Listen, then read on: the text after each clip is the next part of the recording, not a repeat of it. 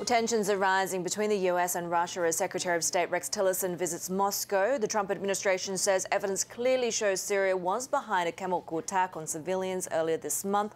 It's accused Russia of trying to cover up for its ally. Joining us now to dissect this is University of Melbourne senior lecturer William Partlett. William, great to have you. You say that despite this sort of publicly high-profile bromance between the two leaders, that there are serious ideological issues that prevent any sort of strong and positive relationship between the US and Russia.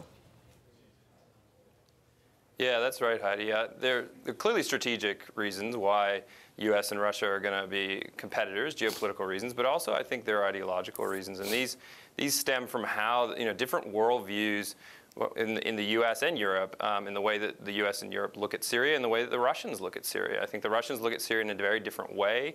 I mean, Angela Merkel said it best when she said he comes from a different world, he's in a different mentality. I think Putin and the Russian elite really do see Syria as, and the Assad regime as a bulwark against terrorism and against chaos and anarchy. So I think, as the West and the U.S. and Europe negotiates, they need to take that worldview into account. Given that we have had this first round of airstrikes, potentially, we are sort of, I guess, the complete strategy that's been referred to, it's not really clear what that entails yet. But do you expect any less of an entrenched position from Assad? I don't expect the Russians to really back down at all with regards to Assad. I mean, I think they really are gonna hold tight, and I don't think, and in fact will risk isolation, because I think they're increasingly isolating themselves by backing Assad at this point. But I don't think they're gonna back down. I think they've committed to support him, and as I said, I mean, it's not just the strategic reasons, but also these ideological reasons.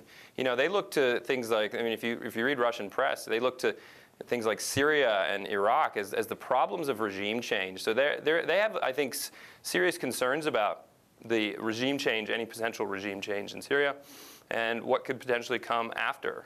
So I think that's something that the West is going to have to deal with. And I think in negotiations, if you're going to convince the Russians to do anything to ease Assad out of power, is to say, how are you going to shore up at least some part of the state that will remain in power, so that there won't be a kind of Libya-like scenario.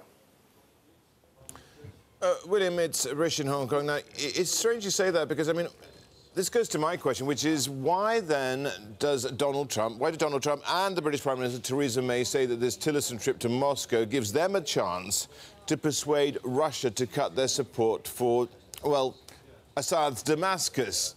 What gives them that idea that they can actually do that?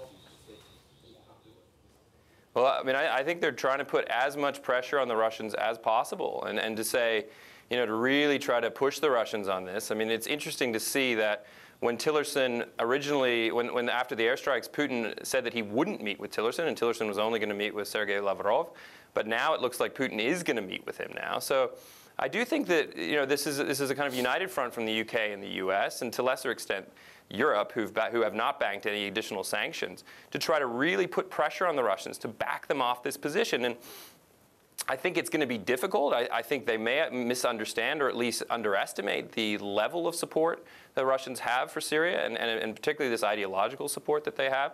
But I think they're trying as best they can to put a united front forward now to really pressure to Putin and his administration to release their very close alliance with Assad.